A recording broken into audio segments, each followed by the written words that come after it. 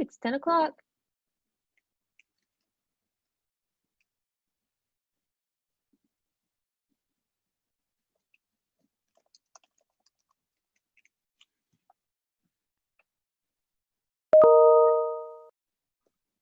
Let me check if we have our speakers here. Yes. Okay. Hello, everybody. Hi, Tuan. Hi, Tuan.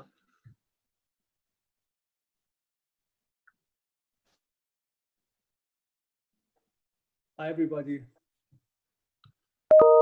Hi. Hi, Hamid.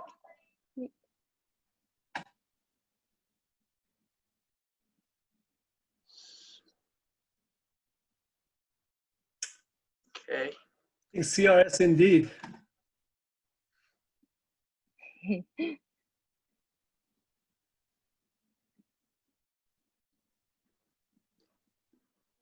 Let me check if Professor Alonso is here or not. She haven't joined yet.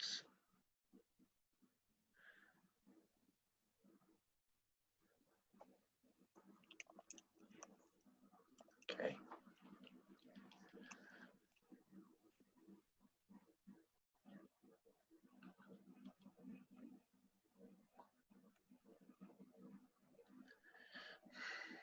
I like that people are chatting. So feel free to type in questions. Yes, we will have a Q&A session, and you are welcome to ask your questions, and we will discuss them with the editors. Just looking.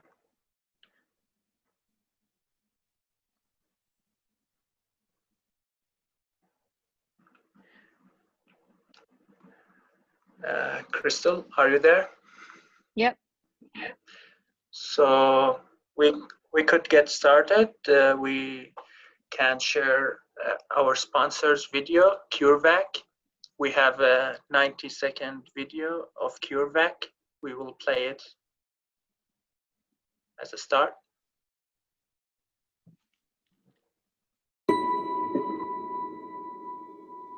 The story of CureVac begins at a frontier, and with the idea that something lies beyond this frontier that has the potential to transform not just medicine, but the entire world.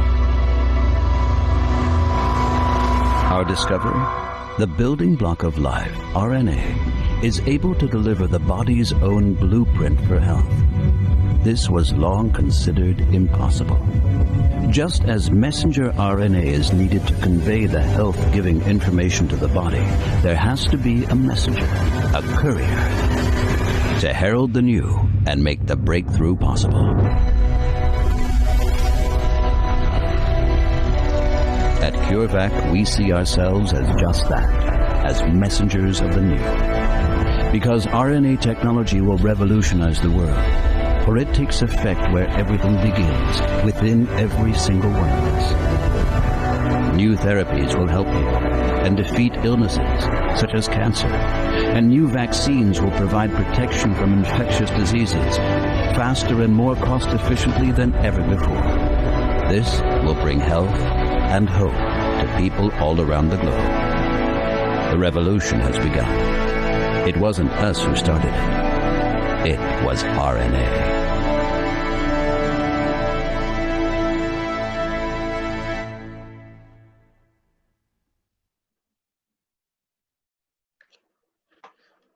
Thank you, Crystal, for sharing the video. It's an emotional video, I think. So let me get started. I'm gonna share our slides.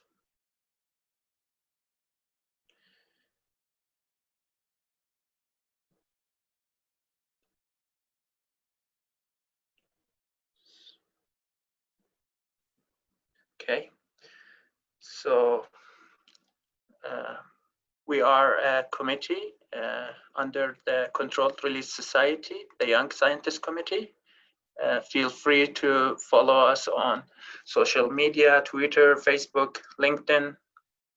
We had several events organized. You can follow up us on social media and check for new events. We have events next week coming, so make sure to join us. Today, I'm Mohammed. I'm hosting this session with Crystal Shin and Flavia Souza as co-moderators. And we will have 5 speakers. 2 of them will present a 10 minutes presentation, maybe 15 minutes presentation at the beginning.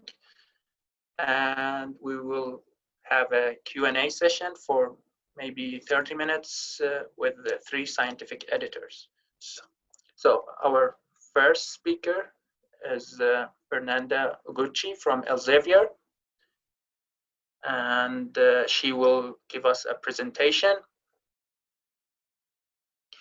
Fernanda is an executive publisher of pharmacology and pharmaceutical sciences for Elsevier. She is responsible for the overall development and strategic direction of 11 scientific journals, including Journal of Controlled Release and Advanced Drug Delivery Reviews.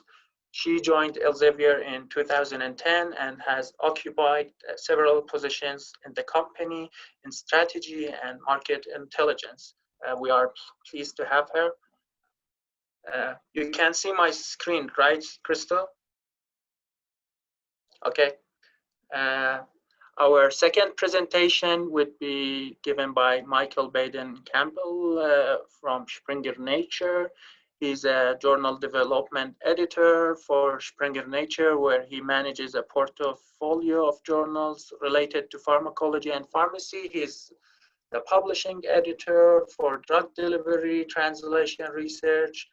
Mike has worked at Springer Nature for over 2 years. Then we will have the Q&A session. We will have 3 editors answering your questions. So feel free to ask your question on the chat or maybe raise your hand if you want to ask the questions directly. So our first editor is Maria Jose Alonso from DTTR. She's the editor-in-chief of Drug Delivery and Translation Research, which is the CRS official journal.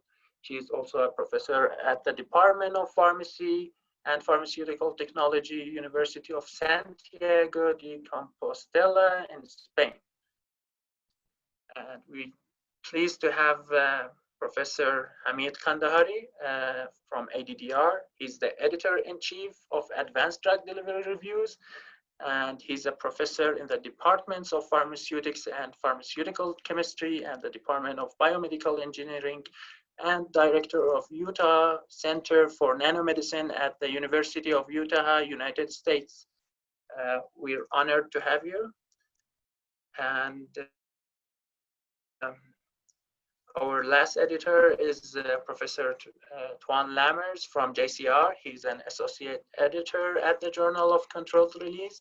He's also a professor at the Department of Experimental Molecular Imaging at RWTH Aachen University from Germany.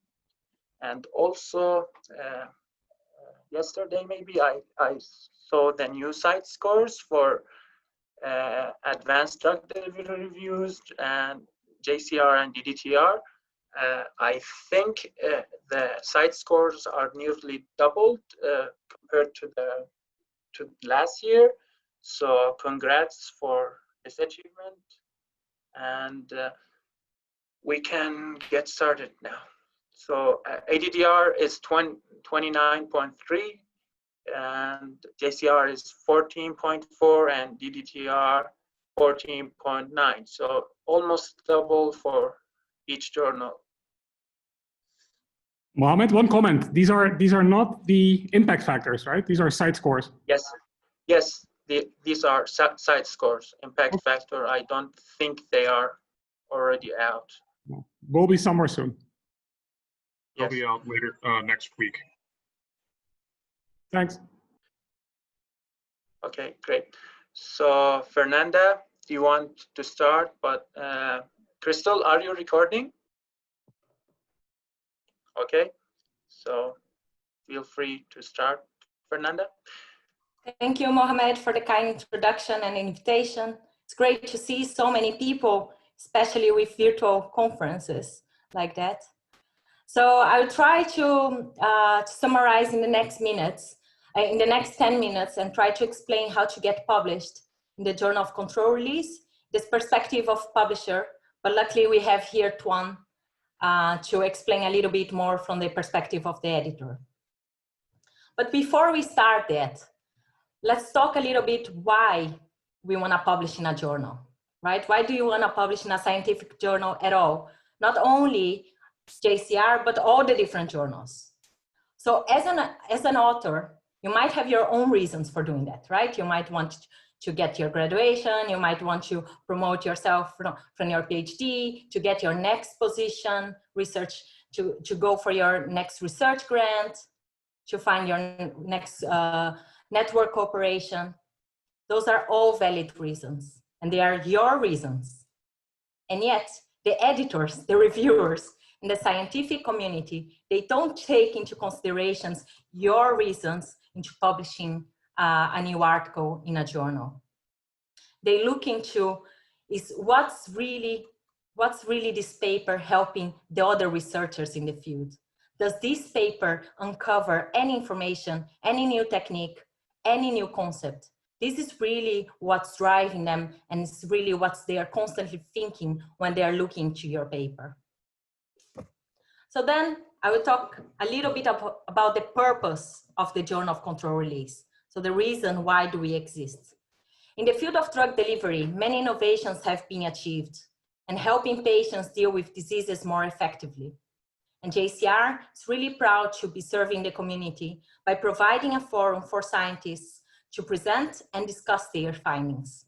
So those findings can advance the field and ultimately lead to the development of better drugs and useful formulations. It's very important for you to understand the goal, why do we exist? Because this has been constantly supported by editors, and this is the core of why some papers are accepted or not accepted. It's really focusing on the clinical translation and useful formulations. So then let's go and talk a little bit about what JCR wants, right? So I think it was the first question that Mohammed asked me, and he said, please go into the specifics. So I will try to answer some of the questions here. What type of articles JCR publishes? So we publish articles that see the big picture. What's the ultimate goal of this research? It's publication or it's the improvement of the drug delivery for patients? And I'm hoping that you have chosen the latter. In the end of the day, JCR is interested in publishing articles that will make real clinical progress. A common misinterpretation by many authors is that they send papers to JCR and they think, oh, if it doesn't have in vivo data, they will not accept. It's really not the case. The reason why many authors receive this comment from our editors regarding the lack of in vivo data in their papers is very simple. It's because certain hypotheses and certain concepts, they need in vivo data. They can only be proven with in vivo data. For instance, many papers, they claim targeted drug delivery to tumors based on in vivo data only, because of the presence of targeted ligand on the nanoparticle surface. It doesn't take into consideration how even the nanoparticle get into the tumor. And you are probably aware of all the biological challenges in living beings. So such papers are not sent for reviewers. The second one is, having said about the in vivo, there's a lot of important advancements that can be seen in the in vitro studies. So a lot of studies can advance the drug delivery science without in vivo data, especially if there is strong records of relevance of such studies in the in vivo applications.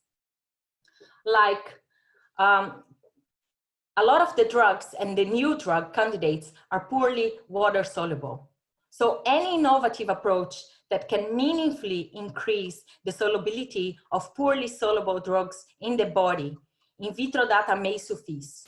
Of course, assuming that you are using excipients generally acknowledged as safe. Another example is studies dealing with mechanistic understanding of principles issues in carrier transports, like membrane permeation, intracellular trafficking, and so on. For such investigations, in vivo data may also suffice. Whether JCR editors require in vivo data or not, it really depends on the nature of your own study and the relevance and the impact of your study in the in vivo environment, how it's translated in the in vivo situation. The value of so this means that target drug using cell cultures is a no-go for us. Don't send it unless if one says otherwise, but I don't think so. Many authors also present data indicating a new formulation resulted in improvements in drug delivery over existing formulations. And such improvements, they have been very common, and improve the drug delivery per se may not be enough to guarantee a publication in JCR. So many authors, they actually feel that, you know, if they have done an experiment and they didn't come with great results, that the negative side of the story is very hard to sell and to pitch. So they submit articles, sometimes dealing only with the positive results that they have it in their own studies, even though those results are marginal or doesn't even exist. So, but what's important to say is that understanding why a certain formulation failed in animal studies or clinical studies is very important, and they really can lead to great insights. Presenting a new insight into a widely accepted theory that has not yet been translated into results in the clinical studies can really be important. So we really welcome those data that do not conform with the widely accepted theories, proven that they have been carefully designed, by carefully designed experiments, so that you have thought about it, the experiments, and designed in a proper manner. And finally, I will talk a little bit about the importance of diversity. The drug delivery research covers all the disciplines, from science to engineering, that affect pharmacokinetics and pharmacodynamics, and the additional body responses such as toxicology and immunity.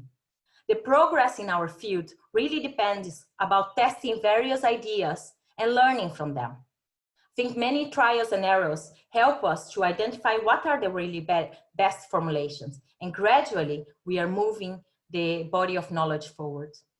It is an evolutionary process, and this is essential in producing drug delivery systems that can cure patients from suffering from great diseases, bad diseases like cancer, life-threatening diseases, and so on. Or also alleviating symptoms of those who have chronic diseases. This process actually can be accelerating when you're combining forces from different disciplines, like clinicians, combining the heads of clinicians, engineers, pharmacists. And that's why we really welcome research from other disciplines that can improve the understanding of those interactions between drug delivery systems and the body, and the challenging needs of the clinicians.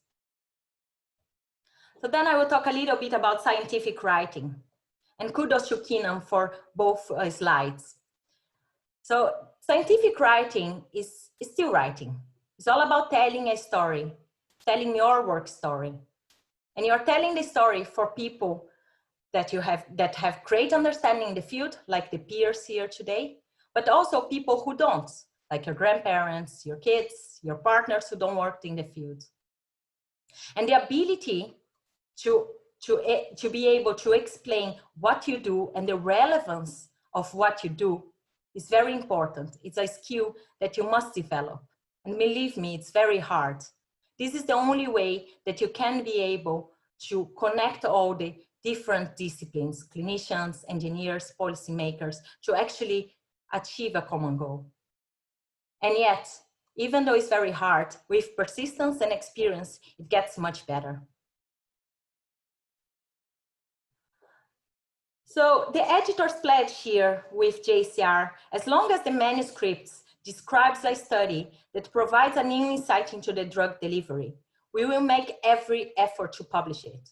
And I think this is very important to say, because this was coined by Keenan Park, the former editor-in-chief of the journal, but it has been supported and embodied by all the different editors of JCR.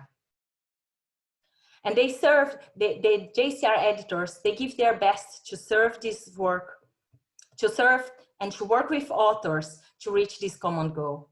They serve the journal with ultimate integrity and fairness. And I hope you see them as ally, as someone who was in your shoes a while ago. So work with them, listen to what they have to say, and take those criticisms not as a I could have done it better, but as a constructive feedback of how you can improve for your future.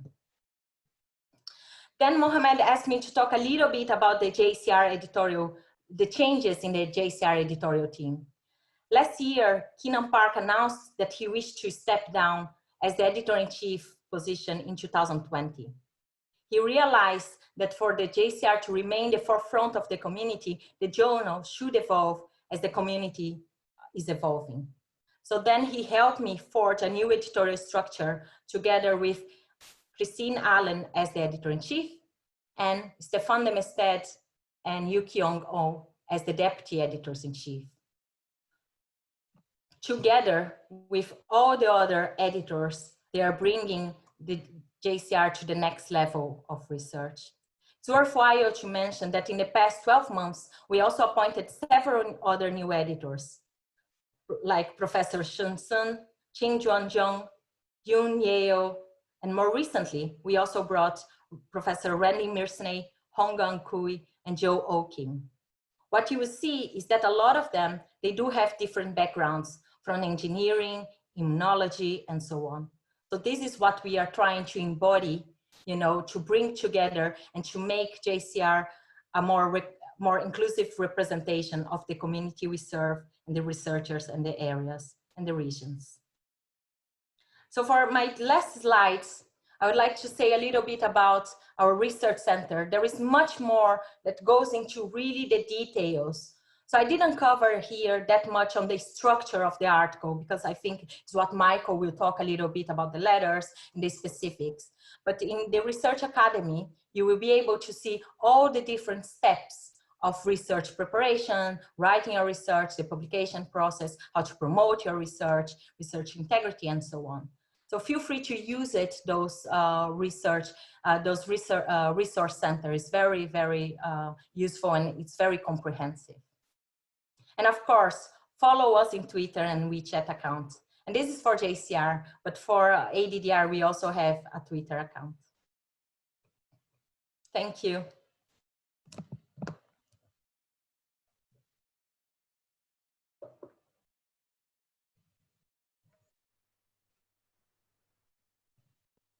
Mohamed, you're muted. I'm not muted. So. Sorry. Thank you, Fernando, for your wonderful presentation. And we will head now to Michael. Okay. So let me just, sorry. So what I'm sort of discussing would be some do's and don'ts when submitting a manuscript. I'm not a scientific editor. I sort of handle the back end of things, making sure that the journal is run smoothly and that production is running well. So what I can talk about, what I feel qualified in talking about would be some common mistakes that I have heard from the scientific editors over the course of my career.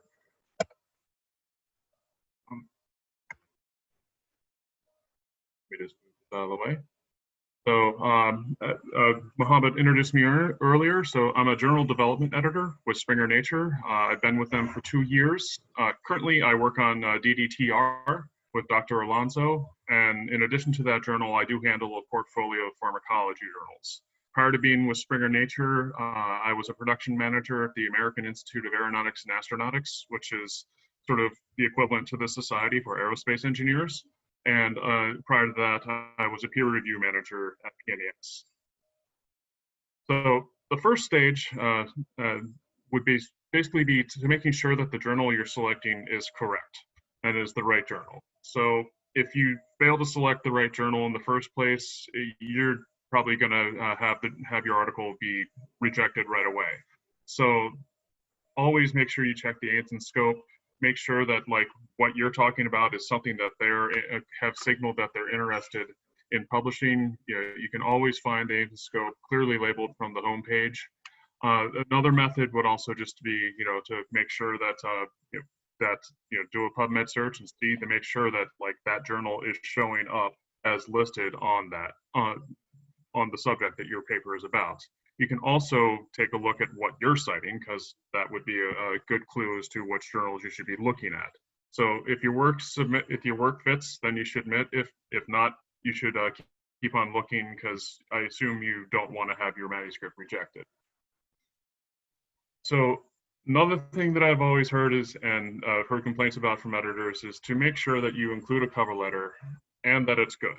So this will be like really your first chance to get the editor interested in your work. This might be the first, maybe the second thing that they'll look at. They'll look probably at the abstract first, and then they'll jump to the cover letter. So this cover letter can tip the scales towards getting your paper past the desk reject stage. So do, in the cover letter, briefly state the significant findings of your paper. Be clear about that and be succinct. You should also say why you think why this article is appropriate for the journal, and say how it relates to recent works that have been published on that subject in the journal. Don't neglect to include it at all. Some places probably will require you to actually include a cover letter. Some places might make it optional. And this is one thing that's, sort of make sure that when you're in the cover letter that you are using the journal's proper name. We do realize that, you will shop around sometimes for journals, but I have seen it on multiple occasions that the authors just just used the cover letter from the previous journal and forgot to change the journal's name. And that's pretty much a good clue to the editor that they might just reject it right then and there just because, they didn't take it seriously enough to change their cover letter. But sometimes they do let it go just because, everyone makes mistakes. A third thing to do is to always make sure you suggest reviewers when they're asked. Now, everyone wants to avoid reviewer number 2, but that's going to happen. But please do suggest them. And I would take this opportunity to suggest people that you would actually want to put this work in front of. Like people that, like, if you were at a conference and presenting your work as a poster, like, if this person dropped by, you'd be really excited that this person stopped by. Because in addition to having your research show up to the editors, this is also showing up to the reviewers as well. And so you want to make sure that, like, you're getting it to people that you would actually want to see this. And so remember that a well thought out list will help the editor find reviewers and will save everyone time in the long run. However, you do have to make sure that we can actually use those reviewers. Springer Nature, along with, most publishers, we have to follow certain ethical guidelines for which reviewers we would secure for a paper.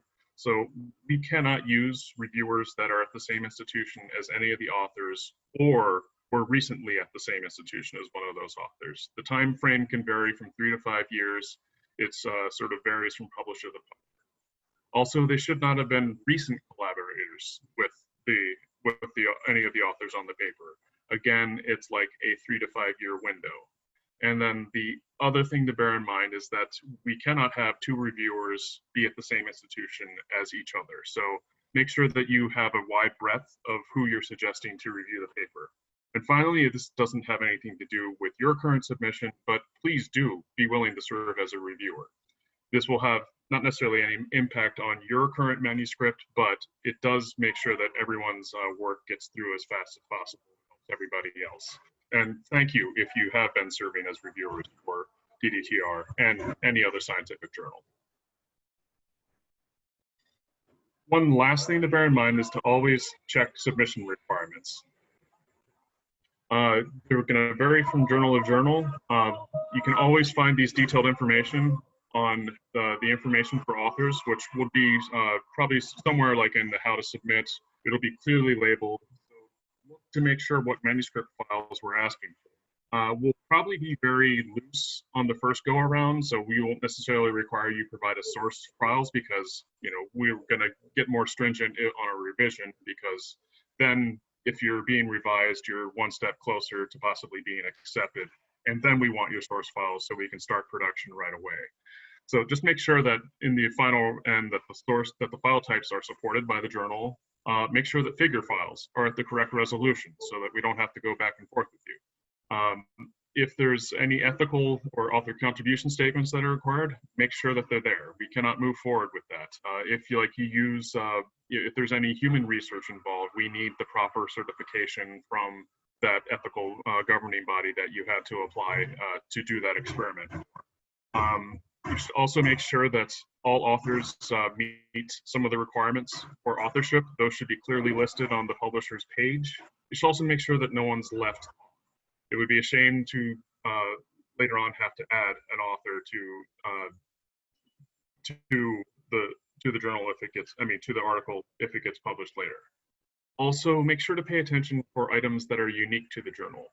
For instance, with DDTR, we're asking for graphical abstracts, and make sure that look up what a graphical abstract should really be, and try and make sure that that really fits what we're looking for. That's basically it that I would say, and would sort of be some of the tips and tricks that I would have to sort of make sure that you're putting your best foot forward when you submit your paper.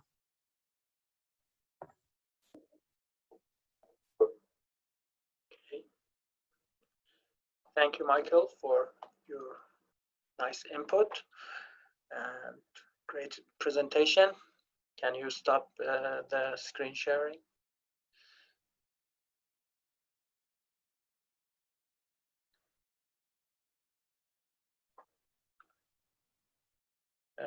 Michael, can you stop the screen sharing so we could start with the Q&A session? I think Professor Alonso missed the email. She's not here, so we will start the Q&A session with the two editors. Maybe she will join later.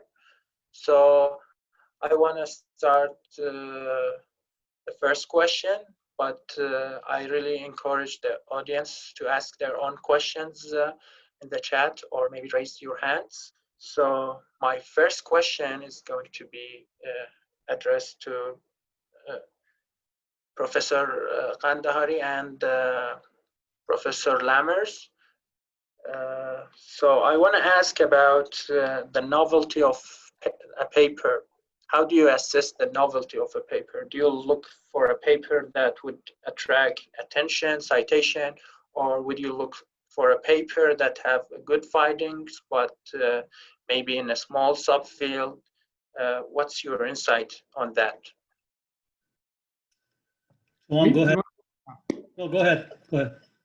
So I'm probably the wrong person to ask, because I think novelty has been overhyped, right? You can do everything that is novel, right? You can make certain formulations, make them on a Tuesday with some special buffer. Anything can be novel, but it's mostly about impact for me, and in a way, impact related to uniqueness. You need to ask an important question, try to do the best to answer that question, and put it together into what I consider a high quality manuscript that includes putting a lot of attention also into the figures and so on. And with regard to that, I think it's not always that important that something is completely novel. Also important experiments, I think, need validation. That said, validation papers may be difficult to publish, but I think if you present it well, then also validation papers will be appreciated by many readers. So for me, it is one of the criteria, right? It's on the list of the criteria that I, in a way, have in my mind when I evaluate a manuscript.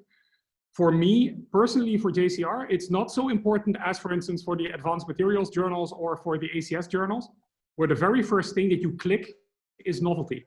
And that should be top 5%, top 15%, or lower. And if you're not in that category, then typically your paper is not even being considered. I think, well, that's roughly my take on it. Hamid, how do you see that? Sure. So I can comment on two fronts. One is about generally what my opinion is about this, and then specifically about ADDR. So I think generally the science of drug delivery can advance in several different ways. One is new chemistry and new materials chemistry. At the same time, new fabrication methods. I think those things can have an impact in advancing the science of drug delivery. And so personally, again, these are general comments about the field. I'll come back to ADDR in a second. Personally, I think novel materials and chemistry and fabrication methods do have a place as long as the authors demonstrate or at least point to the advantage of these new chemistries for advancing drug delivery. The second way that science of drug delivery can advance is better understanding of the biological barrier. This could be the tissues that we're trying to target. This could be, for example, cells or subcellular compartments. I think actually probably the major front in the coming years, the major frontier for advancing drug delivery is better understanding of the biology. We have done some sort of a good job over the years, but I think we can do a lot better. If you notice, our community has been very much material and device heavy and not so much biology heavy. So to me, if there is a paper that really discovers new mechanisms, for example, of cellular trafficking, and demonstrate, or if not demonstrate, point to the utility of these new mechanisms for designing new delivery systems, I think that's fantastic. The third way, as Tuan mentioned, that I think drug delivery can advance, and we have reached a stage over the past decade that we can really, with confidence, say this, is advancing drug delivery in a translational front. So if you look at the history, I think Fernanda showed a very nice slide from 1984 all the way to 2000, what was it, 14 or whatnot. If you look back to those early days, there was a lot of polymer design, liposome design, some translation, but not a lot of translation.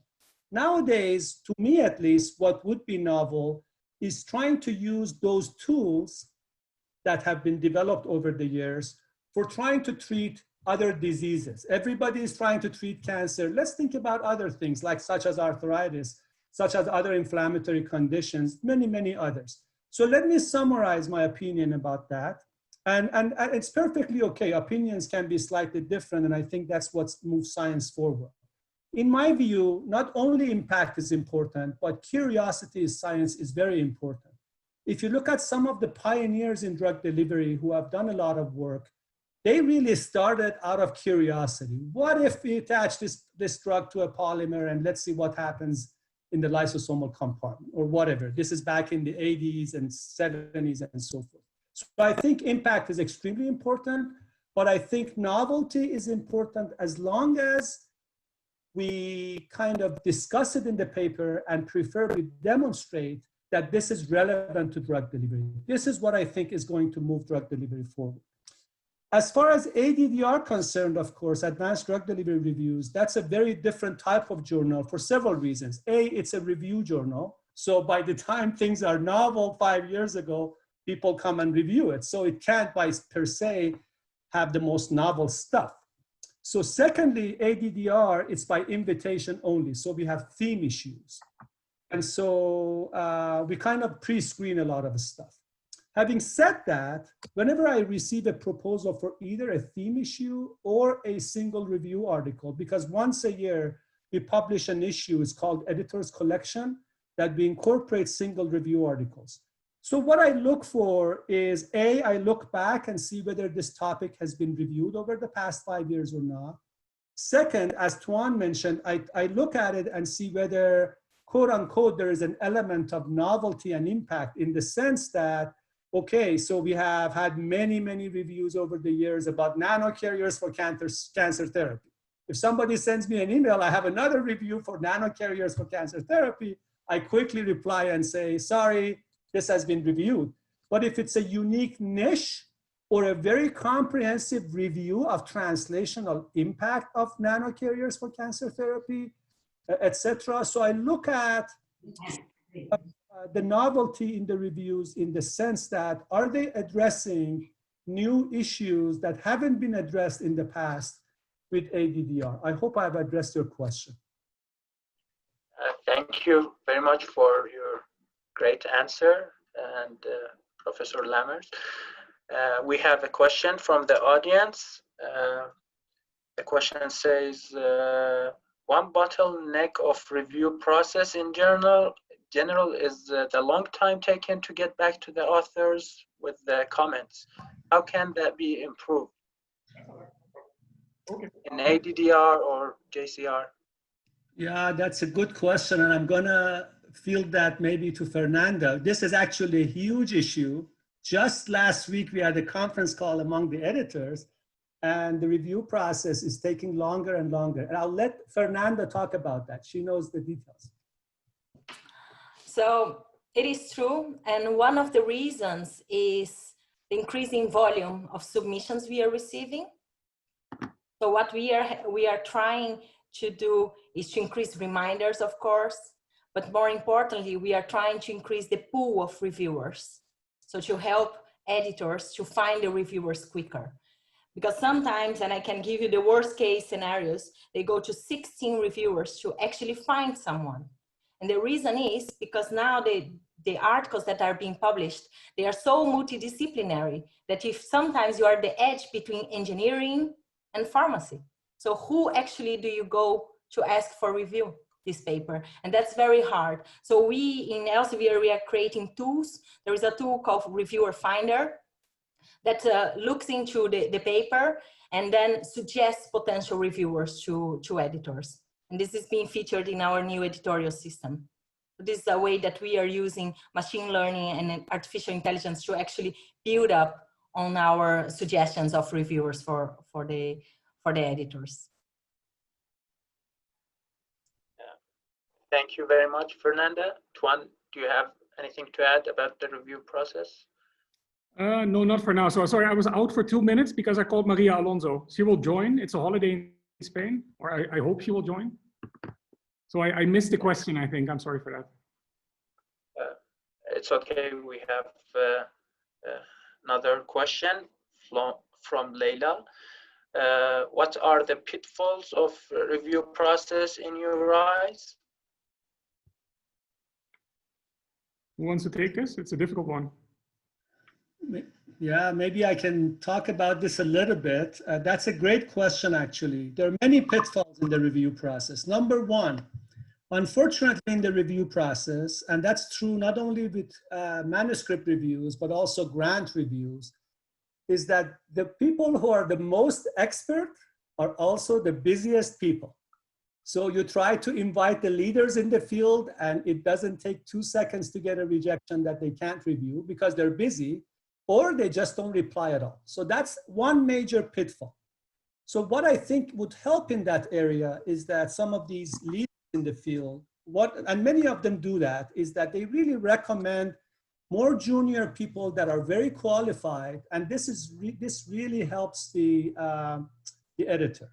So that's probably the most important pitfall. But there are other pitfalls. As Fernanda mentioned, sometimes you invite many reviewers, you get maybe a couple who accept it, but those couple may not be the most familiar with the subject. Occasionally, sometimes, as I think Michael mentioned, is that you want to make sure that your article and your theme issue fits within the scope of that particular journal. Sometimes that doesn't happen. And so for an editor, when you invite reviewers who are, or when you want to invite reviewers who are not directly in your field, they don't even know you, so they don't even want to respond. So that's another pitfall in the review process. And I can think of some more as other colleagues speak, but that's a really good question. And there are pitfalls in the review process. Nothing is perfect. Maybe coming back. Thank you very much. Hamid was saying, I think the new principle within JCR also, Fernanda, has been mentored reviews, where you reach out to those experts and they can then have one of their postdocs, for instance, or PhD students that they think are really smart, under an, I would say, expert guidance way, have reviewed the manuscript, which is good for all of them, right? It's an interaction between the mentor and the mentee. It's somebody that really digs into it. And I have the impression that when I send something to my best PhD students or postdocs, they read everything. They're also way more critical than high-level experts for some reason. It's an interesting observation. And then in the end, we figure out a way to, in a balanced manner, have them write up what they think about the manuscript. Oftentimes, they're so motivated, they write 4 pages, right? I don't think any author wants to see 4 pages. Obviously, if those 4 pages are justified, then it's fine again. But it's really finding the balance. An editor is not asking you to summarize the paper on 2 pages, right? We know what it is about, but it's the strength and the weaknesses and particular suggestions to make the paper better. And that is also what maybe the younger reviewers, to put it like that, they might not recognize yet. And from the mentoring process, that is how we teach them. And that hopefully in a couple of years will result in a much bigger pool of people via artificial intelligence to take people from. So what I typically do, Hamid, I'm not sure how you do it, or Maria, but I have like 1 or 2 typically young people, postdocs that I know that are on the field, and then 1 or 2 experts, and then maybe 1 or 2 of the suggested ones. And in the end, typically always 3 people say yes. And then it's a really nice mix of different people with different backgrounds and different levels of comments. So Professor Maria joined us. We're pleased to have her. So we will head to the next question. We have a question from Juan. He's asking about how much weight does the author name recognition really carry when considering manuscript?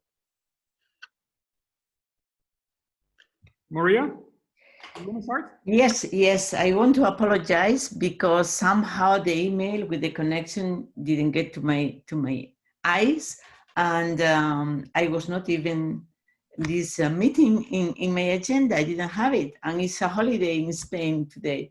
So my apologies. That it was good that Tuan called me.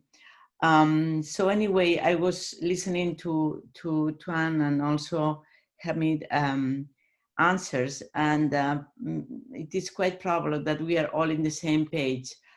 I must admit that when you see the name of somebody who you know, you're very curious about what the person is submitting. I am fully honest. I mean, I review all papers that come to the DTR, and then some of them I pass them to the associate editors and other editors, but I look at all of them. And it is certainly true that when you see, you know, a very well-known name, you go straight to it.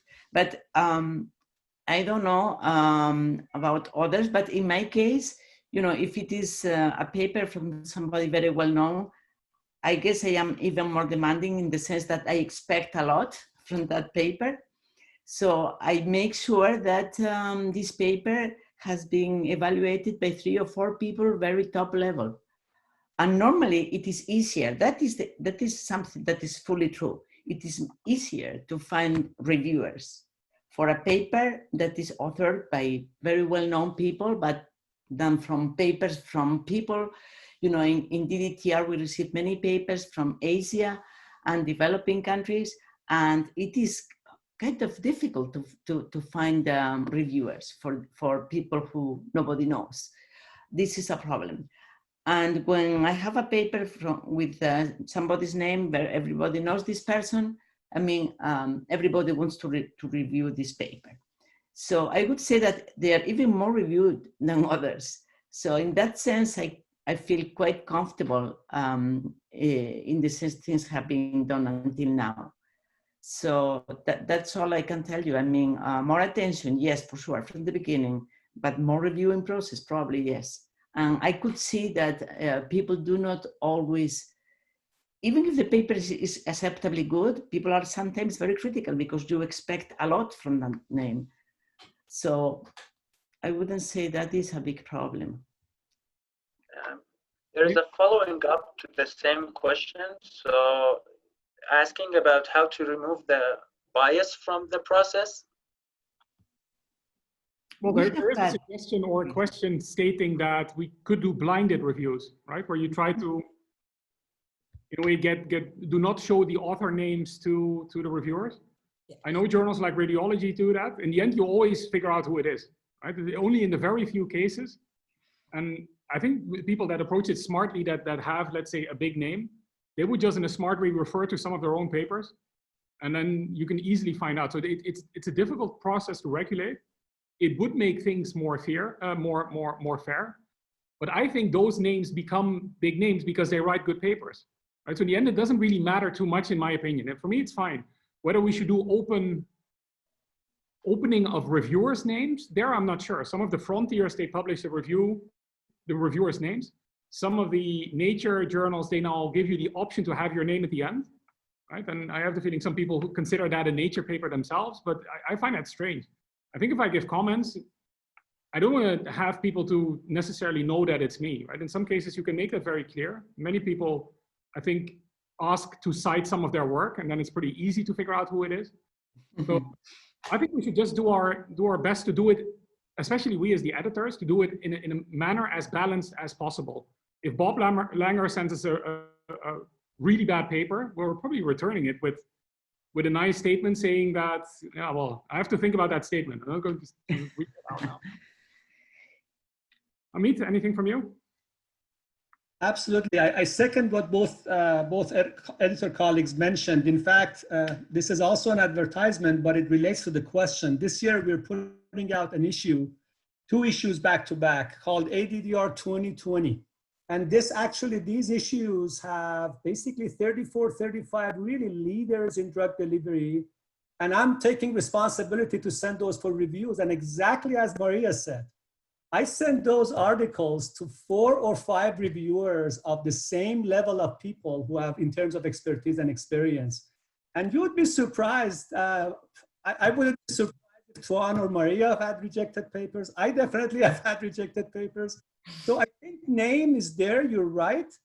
For ADDR is a little bit different because we also, when people try to submit theme issues, we get the CVs, we want to make sure they're qualified to be theme editors. At the end of the day, I don't know, I don't have the statistics, but there could be some unconscious bias overall, maybe. I don't know. I don't have that statistics, but I can't say for sure that that's not there. But as Maria mentioned, we really try to have things rigorously reviewed, especially if they're from well-known authors. I agree, completely agree with that. Maria, do you want Yes. to comment on? Well, to be honest, I thought about that many times, and I don't know why we don't go in that direction. I mean, not showing the names of the authors. I don't have an answer why we don't do it.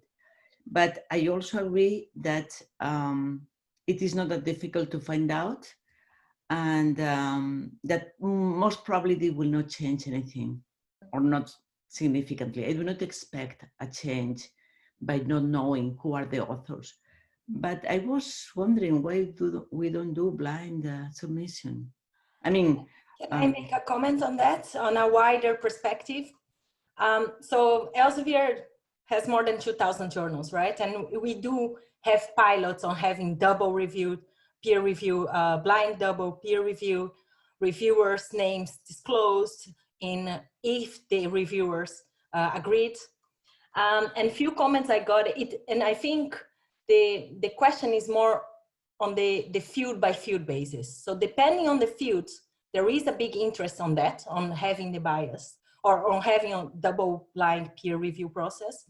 But I used to work in paleontology, for example, and they said to me, look, they will spend so much time trying to find out who is actually the author that they should be spending on the research per se. And you don't want to do this. And they can find out, like Tuan said, in the acknowledgements, in the thank you notes, you can find out in the citations. So it's more a waste of time. I prefer that they come and they see the paper and they are interested on the topic to do the review than anything else, regardless who is the author. And I think that's the key point. There is also the tendency to say, well, if you would go to the other extreme, that's basically an open peer review that shows both authors and reviewers, it would be more transparent. And then you also have the pitfall of people saying, well, then the reviewers wouldn't be as harsh enough, especially if you're considering that so many papers are coming from China and from Asia, that sometimes they're learning to speak it up and to be more critical. It's very different than if you are talking about Europeans, especially here in the Netherlands and Germans. Don't get me wrong, Twan, but they can be, you know, much more vocal if they feel that they are anonymous. You know, they can criticize, focusing on the research instead of, oh, potentially this person might be my boss in my next promotion or my next position. Yeah. So I think those elements, they play a role, and each one of them, they have pros and cons, you know, and depends on the field, what makes sense or what doesn't. I think the key question is, does it improve things? And my gut feeling is no. Yeah, I agree with that. I think review process should be really, people should not know who the reviewers are, so people can easily speak their minds and write what they need to write. I completely agree with that. So we have another question from Edilson. He says, what increases the chances of a paper to be found and likely cited? He mentions three options: publishing the paper in a high impact journal, or having the chosen keywords, or having a famous corresponding author. And Livia added fourth option. She said all the above. So Hamid, can you start? I would be happy to, but I think Fernanda, you have the overall picture. You could probably answer this question better. Okay, so if I have to choose, I think choosing carefully your keywords. Of course, to be in a good, respected and highly impacted journal, it might increase the visibility, but in the end of the day, it's all about your research. People don't come anymore as they used to come. They don't receive the journal in their house and they buy, oh, okay, I will have just, if I have some time, I will just read JCR, DDTR, ADDR. No, they come, think about yourself as a reader. You need to find a topic. You go to Google, PubMed, whatever search engine, you type the kind of answer you are looking for, and then you land to the different journal, or sorry, you land to the different articles. And then of course, the journal serves as a checking point, right? So then you say, oh yeah, I know this journal, okay. And then it serves as a filter. So I think it is important, very important for you to think about the keywords, the title, and the abstract, because those three elements together, they are the ones who are being used by the search engines to actually be found, you know, for you to be visible in the internet. Now, of course, it helps for you to be in an high impact journal, but what we see, if you take a curve of all the papers and the citations, you will see that there is a long tail of papers who are not cited. And in the end, you also see that some of the institutions, they are also looking to how each article impacts. So it's about article citation counting as opposed to the journal citation counting. Can I make a quick comment? This is, since it's the Young Scientist Committee. Think about good science. What advances drug delivery and controlled release? Don't be worried so much about how many times your articles will be cited. Some of the most important discoveries were not cited for years and years and years. Focus on the science.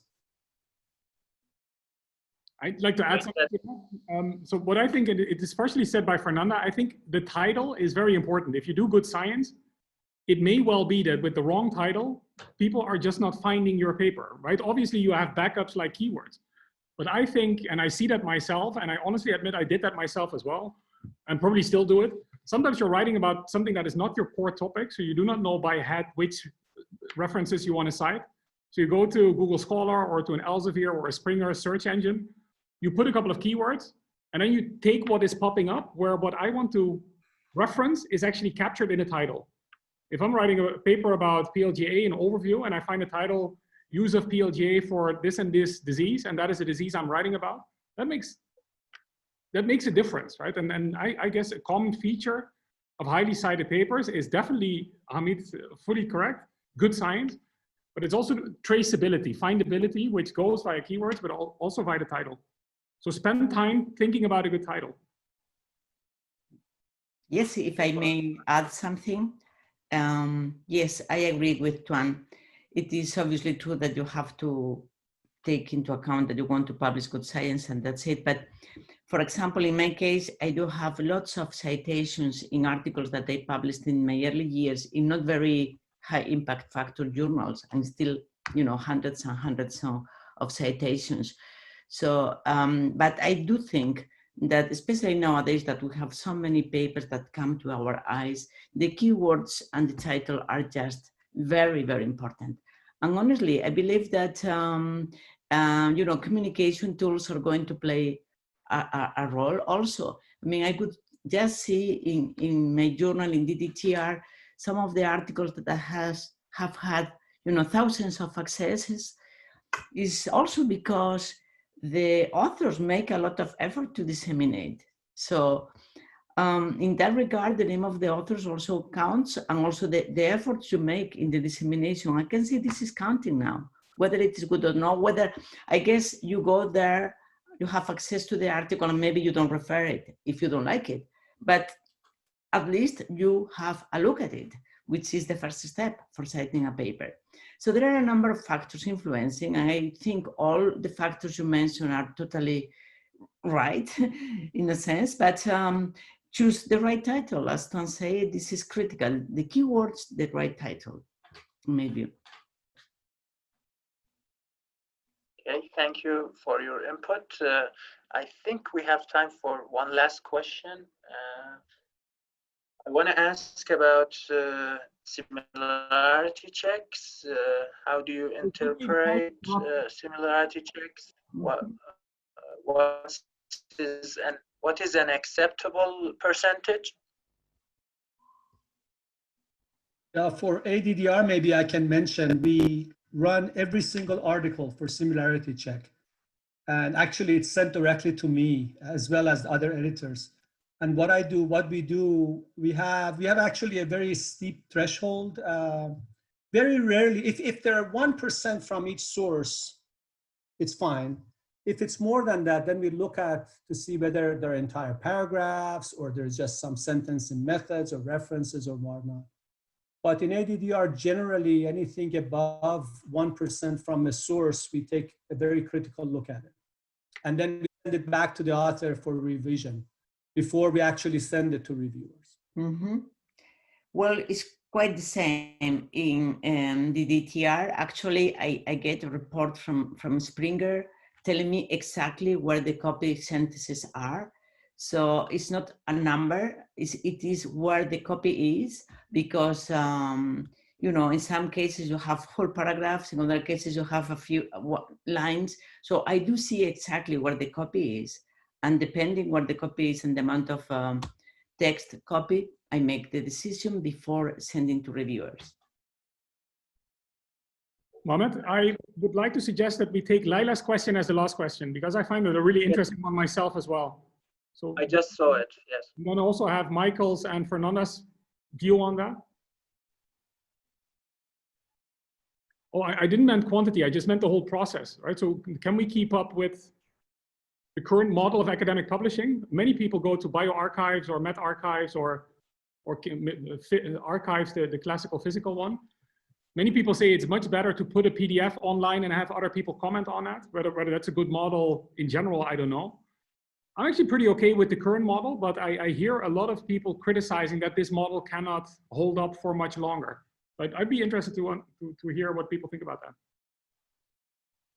Fernanda, Michael, do you want to start? Well, I mean, my one concern with things like the bioarchive, where it'd be the the preprint server, is outside of bioarchive, that would be that's easily found. But if you're going to shift to just posting it on your institutional repository, it then becomes, how do you find it and get it indexed? Because the person who might be running that database for your institution might not be doing as good of a job on the bibliometrics and making sure that that information is carried over to the search engines, as well as something going to PubMed Central or what us publishers would provide. So it might be that what will happen is that the people with the the highest reputation get their stuff out there, but someone who might be up and coming would just get ignored because they're not you know, the persons that they have helping support that database just might not be doing the right things.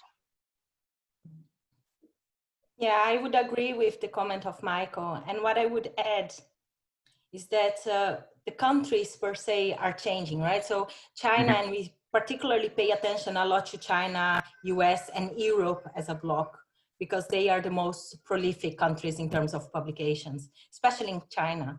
And recently in February, they had a change in policy in which they stopped looking to the quantity. So before there was a lot of focus on quantity, how many articles, the highest impact factors, et cetera, et cetera. And they have changed this to, instead of showcasing all your laundry list of all the articles that you have published, give me one or give me 5 that you have been really thoughtful and you really made an impact or a big contribution on that field. And I think this follows a little bit similar the model of REF that's from UK. So we see changes on the country level and on the institutional level moving to this direction. So we might see a decrease in the future in terms of quantity of publications. Thank you, Fernanda and Michael. Hamid and Maria, do you have a comment on this? No, thanks. I think Maria's, yeah, go ahead, please. Yeah, I would say that the system is the less worse. What it means is that it is acceptably good. I understand that there are many journals nowadays with very low quality control in terms of the science published, and this is a problem. But unfortunately, I think we are going in the direction that Fernanda mentioned. I think, I mean, even here in Spain, we used to count the number of papers, and that was it, irrespective of the impact of the work. And now we are more into, you know, really describing, you know, like for a professorship position, you have to select the best pieces of work and to comment on them. And then obviously, if you have lots of citations, this is very good. But the whole number of paper counts less and less. So hopefully this will be in other countries, but yes, I would say that this is the best we can have at the moment. I cannot think of any other better way with the adequate control. Thank you for your great answer. I want to thank the speakers, Fernanda, Michael, Hamid, Juan, and Maria, and also the team, Crystal, Flavia, for helping. And it was a pleasure to have you at this event. And we will finish the event with a video of CureVac. CureVac is currently our sponsor. So So Mohammed, if I may say something, because I feel awful about not having seen the link. Are you making any summary of what was discussed here? Are you producing something? Because if this is the case and you would like me to send you the answers, I would be happy to do so. We will upload the recording, maybe on YouTube. I'm not sure yet, but the recording would be on YouTube, and that's it. And we will provide the attendees with the feedback form, so check your emails. Okay. And Crystal, you want to share the video?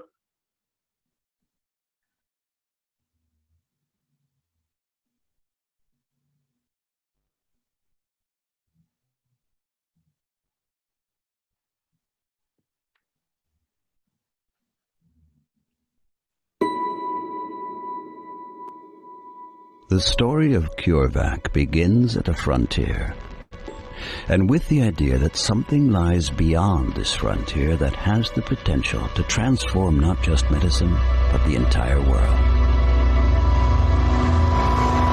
Our discovery?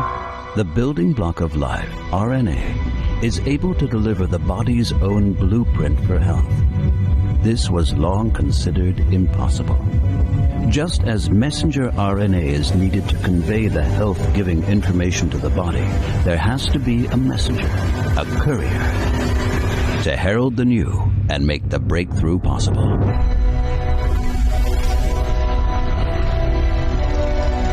CureVac, we see ourselves as just that, as messengers of the new. Because RNA technology will revolutionize the world, for it takes effect where everything begins, within every single one of us. New therapies will help people and defeat illnesses such as cancer, and new vaccines will provide protection from infectious diseases faster and more cost efficiently than ever before. This will bring health and hope to people all around the globe. The revolution has begun. It wasn't us who started it. It was RNA.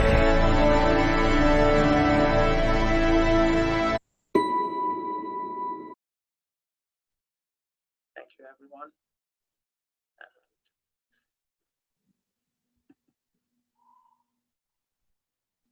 Okay, I thank hope you Mohammed. enjoyed the event. Okay. Thank you. Thank you, Mohammed and the team. Good luck with the second one, which is somewhere tonight, my time at least. Yes. We will have a 9 p.m. PDT event, so make sure to join if you are awake. Yeah, and just coming back to what was said at the last moment. So this will be on the Falcon platform for the people that register for CRS, correct? Crystal, do you know? I think so. Yes. Oh, no, not sure. Yes, Might be. Linda says yes. Yes. Yes, Okay. it Okay. will be on the platform. And regarding YouTube, that is probably something we still have to discuss at some point. Right? I'm not against it. The question is whether. Yes, so our Back to Basic series, some of our events are now on the CRS YouTube channel. You can see them. They are uploaded on the CRS YouTube channel, and this event maybe will be on the channel. Okay, good. All right, thank you guys. Good luck, and we'll be in touch later. Okay. Bye-bye. Thank you all. Bye-bye. Thank you. Oh, hi, Daniel.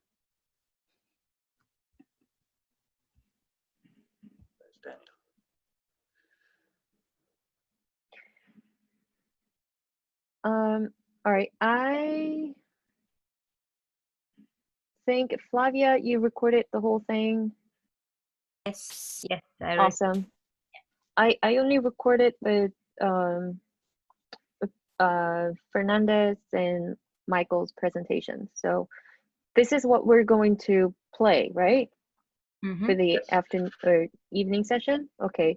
So how do you want me to, like, do you want me to upload somewhere so you have access? I think I can give Linda the video.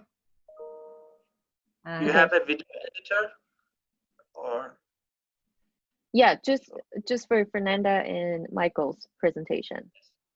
Yes, so send it to Linda? Yeah. Need me to edit No. it? I can. Otherwise, you can just play it as is. Yes, Ken will play it at the 9 p.m. session. Okay, so do I send it